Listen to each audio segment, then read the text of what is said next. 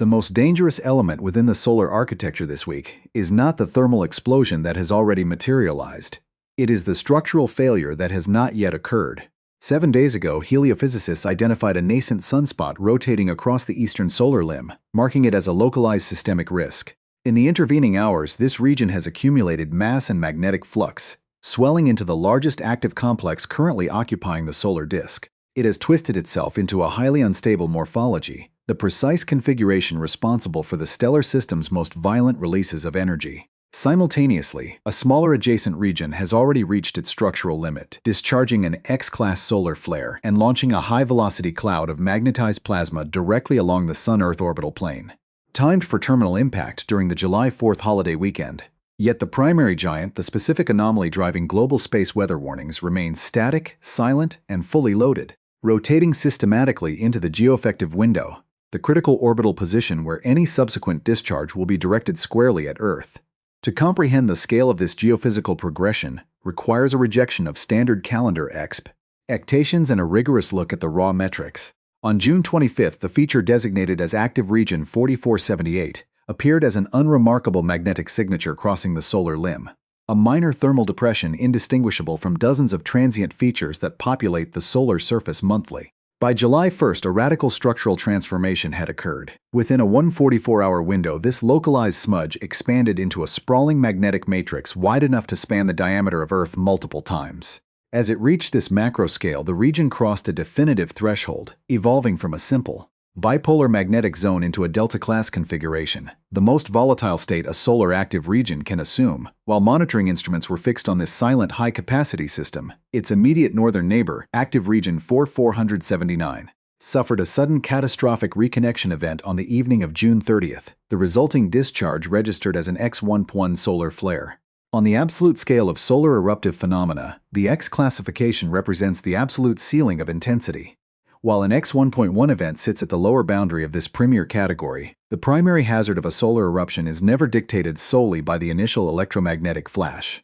The true structural risk to terrestrial infrastructure travels behind the light. This specific eruption triggered a full halo coronal mass ejection, a symmetrical billion-ton kinetic wave of magnetized plasma torn free from the solar corona. In coronagraph imagery, a lateral eruption manifests as an asymmetrical plume, indicating a trajectory that bypasses Earth. Conversely, the observation of a complete, expanding ring, a halo phenomenon centered on the solar disk, denotes a vector aligned directly along the observational axis. Because this plasma cloud detached from the exact spatial center of the Earth-facing solar disk, orbital tracking models confirm a direct kinetic trajectory. Establishing a terminal arrival window between July 3rd and July 4th, this sets a profound analytical paradox. The kinetic wave currently closing the 93 million-mile void toward a major terrestrial holiday weekend was generated by a secondary, low-tier player in this active complex. The primary structural heavyweight, Region 4478, remains entirely intact, holding its immense magnetic load while turning deliberately toward a position of maximum geoeffective leverage. This is not a scenario of a localized solar anomaly catching terrestrial networks by surprise. It is the observation of a massive macro-scale system loading its energy reserves in plain view on a predictable sequence. According to strict physical laws, the predictive models function perfectly, identifying the incoming delta morphology a week prior to structural failure. This shifts the core analytical problem away from a question of detection and forces a fundamental systemic inquiry. When the source of a macroecological hazard is a thermonuclear furnace operating at astronomical scale, what are the precise structural limits of the man-made networks designed to absorb its impact?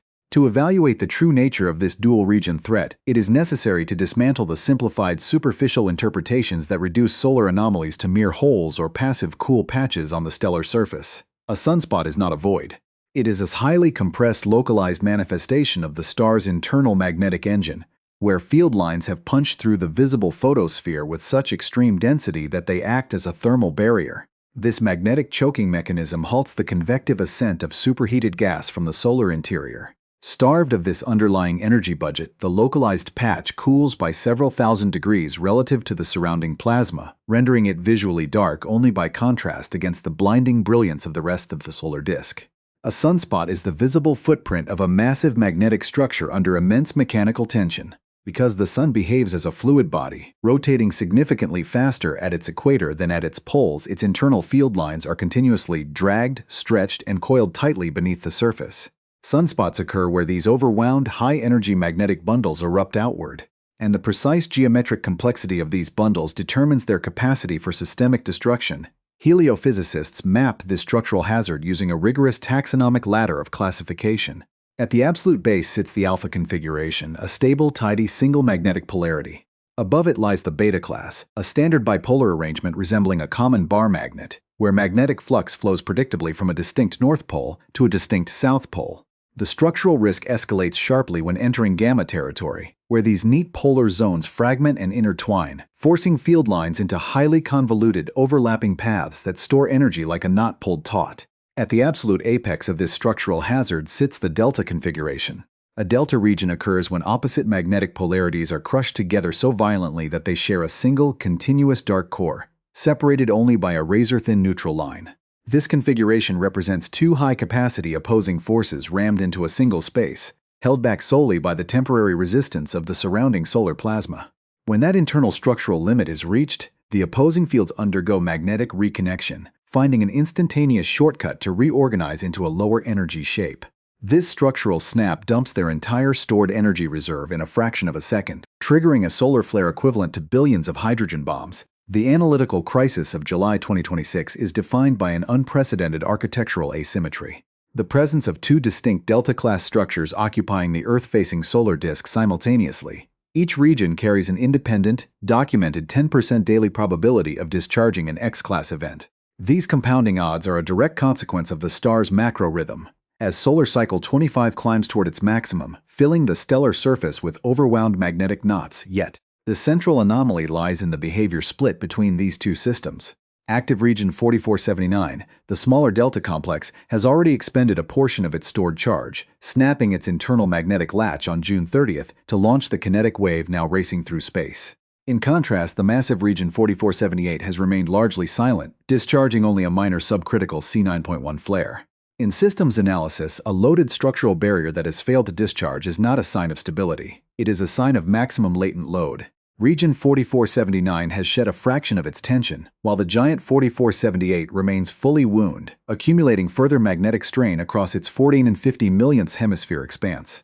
It represents a massive, unexploded kinetic engine turning steadily toward the western edge of the solar disk. As the solar rotation carries both regions westward, they enter the spatial sweet spot of the Parker spiral, the curved, Archimedean trajectory of the interplanetary magnetic field that binds the Earth directly to the western quadrant of the Sun. Consequently, any subsequent discharge from this fully loaded giant will not only possess a superior kinetic vector, but its accelerated high-energy protons will be funneled directly along this magnetic highway, maximizing terminal efficiency against terrestrial networks. The mechanical deconstruction of the solar strike launched on June 30th at exactly 2050 Universal Time requires tracking multiple distinct energy vectors operating on entirely different physical timelines.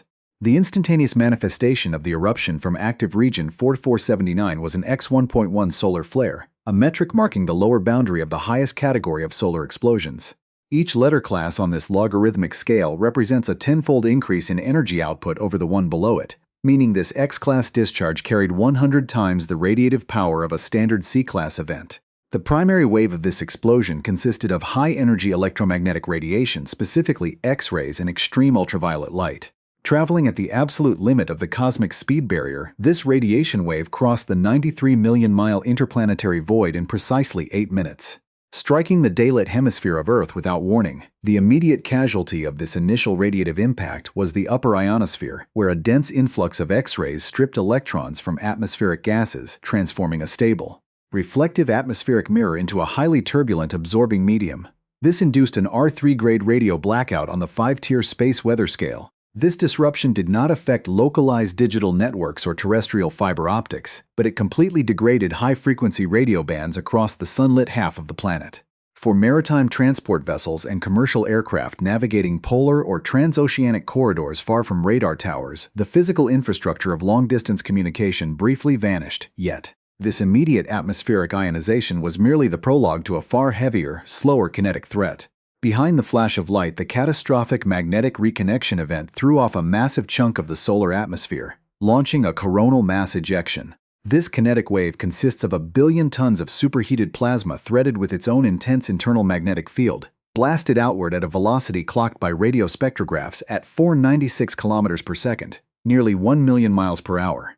The physical evidence of this launch was captured by spacecraft via two distinct signatures: a massive coronal dimming, an empty crater left behind in the solar atmosphere where the plasma once resided, and an expanding full halo ring in coronagraph imagery. This halo profile confirms that the kinetic cloud was not thrown harmlessly off to the side, but was ejected from the exact spatial center of the solar disk, establishing a direct lock-on trajectory toward Earth. The systemic complexity of this kinetic strike is compounded by an orbital pileup. This primary billion-ton plasma wave is trailing a prior slower eruption launched on June 27th. When multiple coronal mass ejections are discharged sequentially along the same vector, the leading wave acts as an aerodynamic plow, clearing the interplanetary medium and allowing the trailing high-velocity storm cloud to slam into its wake. This stacking effect merges the distinct plasma clouds into a unified high-density impact front, magnifying the eventual mechanical stress on the terrestrial magnetic shield far beyond the capacity of a single isolated wave, while this kinetic mass closes the distance. Satellite monitoring systems at the L1 Lagrange point have confirmed a critical nuance in the particle flux data. The expected radiation storm of high-energy solar protons has failed to materialize, leaving radiation indices at background levels. Instead, the particulate wave is dominated by high-energy electrons, which have climbed to a peak density of 5,687 particle flux units. Unlike protons, which degrade biological systems and destroy solar arrays instantly, these elevated electron currents pose an insidious threat to near-Earth orbital infrastructure. These charging particles slowly penetrate deep into the internal shielding of communication satellites, accumulating inside sensitive microcomponents over days. Waiting to discharge as localized internal arcs that can scramble commands or disable spacecraft systems without warning, just as the heavy kinetic front arrives at the terrestrial boundary. The structural survival of terrestrial infrastructure during a solar strike depends entirely on a localized magnetic lock-and-key mechanism operating at the boundary of space. While the primary light wave arrived in 8 minutes, the billion-ton kinetic mass of plasma lumbers across the 93-million-mile interplanetary void over a multi-day timeline, establishing a critical warning window. As this high-velocity front collides with the Earth's magnetic shield, its capacity to induce systemic disruption is dictated not by its gross tonnage or raw velocity, but by the directional alignment of its internal magnetic fields. A parameter designated by space weather analysts as the interplanetary magnetic field vector, or BES. The Earth's magnetosphere features a distinct northward orientation. If the incoming plasma wave carries an identical northward vector, the terrestrial shield effortlessly repels the kinetic energy, deflecting it into deep space. However, if the incoming vector drops sharply southward, turning the key in the magnetic lock, the opposing field lines undergo an immediate macroscale reconnection process. This cracks open the structural defenses of the planet, allowing the full energy budget of the solar storm to pour directly into the upper atmosphere along geomagnetic field lines. Because this critical directional vector cannot be measured accurately while the cloud traverses deep space, predictive models must rely on real-time data from Sentinel satellites parked at the L1 Lagrange point, 1 million miles upstream from Earth. This position provides a maximum of 15 minutes to 1 hour of definitive warning before terminal atmospheric impact. Current baseline readings ahead of the primary shock wave show a highly unsettled orbital environment. The total background magnetic field has elevated to 18 nanotesla, with localized drops in the southward vector reaching -10. While the solar wind velocity holds a steady baseline between 400 and 425 kilometers per second. Upon terminal impact, the forecast models indicate the development of a G2 grade moderate geomagnetic storm, corresponding to a planetary K-index peak of 5.5. A G2 storm represents a very specific structural load. At this tier of intensity, the system does not trigger immediate grid collapses or permanent satellite hardware destruction. Instead, it induces predictable voltage irregularities in high-latitude electrical distribution networks, forces low Earth orbit satellites to experience heightened atmospheric drag as the thermosphere expands from thermal absorption, and degrades high-frequency radio propagation across wide geographic zones. Simultaneously, this atmospheric energy injection manifests as the aurora, a vast light-emitting process driving excited oxygen and nitrogen atoms to release photons as they settle back to their ground states. Because this incoming plasma wave is arriving just a week past the June solstice, a seasonal period when the geometric tilt of the Earth minimizes the coupling efficiency between the solar wind and the terrestrial magnetosphere, the storm is structurally throttled toward the moderate column. Yet, tracking models indicate that the planetary field disturbance will push the auroral oval far south of its typical polar boundaries, bringing it into visible range across high-population corridors, including New York, Wisconsin, and Washington. However, the primary concern for systems analysts is not this near-term G2 event, but the shifting spatial geometry of the source regions on the Sun. Due to solar rotation, active regions 4478 and 479 are migrating steadily toward the western solar limb. This western quadrant links the Earth directly to the Sun via the Parker spiral, the curved Archimedean trajectory of the interplanetary magnetic field. Consequently, while the kinetic wave from the initial June 30th eruption is moderate, the entire active complex is entering a position of maximum ballistic advantage. The probability of a high-energy proton radiation storm is modeled to rise to 20% by July 3rd, purely because any subsequent discharge from the silent, fully loaded delta giant, region 4478, will be perfectly aligned to fire directly down this high-speed magnetic highway.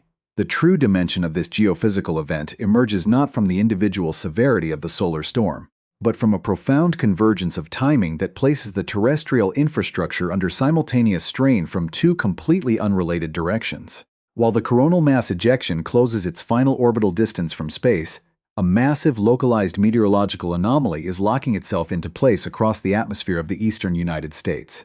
A high-altitude ridge of extreme high pressure is building over the central and eastern corridors, compressing the air column, suppressing cloud formation, and forming an intense thermal dome that traps heat close to the surface.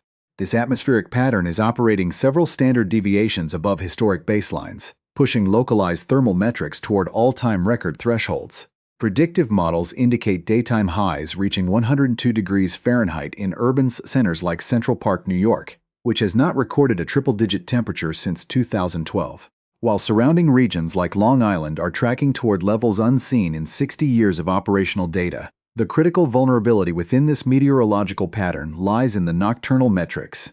Overnight lows are forecast to remain locked at 85 degrees Fahrenheit, eliminating the standard cooling window required for human biological recovery and forcing residential climate control systems to run continuously at absolute capacity. This sustained thermal load drives a massive nationwide spike in electrical consumption that compresses the operating margins of the power grid to their narrowest limits, leaving zero spare transmission capacity across the most densely populated industrial corridor on the continent. Around the perimeter of this high-pressure ridge, a secondary hazard manifests as a ring of fire, a sequence of severe convective thunderstorms fueled by the intense thermal energy, capable of producing high-velocity winds that can instantly detach major transmission lines from the network. This is the precise structural interface where the terrestrial atmosphere collides with the solar trajectory.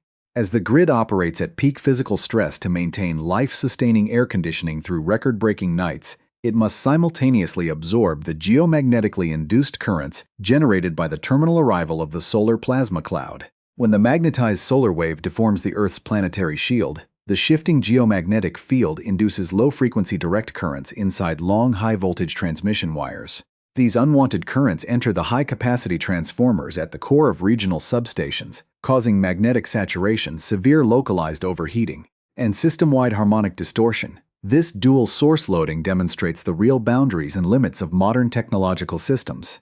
There is no physical connection, shared feedback loop, or cosmic alignment linking the solar delta regions to the terrestrial high-pressure ridge. It is a blind intersection of independent systemic timelines. While a G2 solar storm is standard and a summer heat wave is manageable, their simultaneous impact forces the grid to process an unprecedented dual-axis load, leaning on the physical wires from space and from the ground at the same moment. This convergence serves as a sobering reminder of human systemic exposure. The modern world relies entirely on a continuous flow of electricity to survive natural environmental limits. Yet that very flow depends on an infrastructure that remains permanently caught between the internal thermodynamics of our planet's atmosphere and the unpredictable magnetic mechanics of a star 93 million miles away. The kinetic wave from the minor player will pass and the heat wave will eventually break, but the silent, unexploded giant sunspot, Region 4478, remains fully loaded on the western limb, holding the scale of the next strike entirely within its unresolved boundaries.